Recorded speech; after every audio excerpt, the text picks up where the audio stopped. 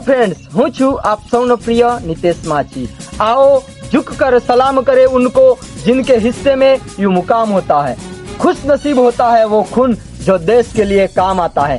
अपना खरावाड़ा गामना वतनी અને માછી સમાજનું ગૌરવ એવા શ્રી ભાવિક કુમાર ફોજી જેઓ હાલ મધ્યપ્રદેશના ભોપાલ ખાતે અગ્નિવીર યોજનાની તાલીમ લઈ રહ્યા છે અને 6 મહિનાની તાલીમ પૂર્ણ કરીને 4/12/2025 ના રોજ વતન પરત ખરાવાડા આવી રહ્યા છે। ત્યારે તેમના સ્વાગત સન્માનનો કાર્યક્રમ પણ રાખેલ છે।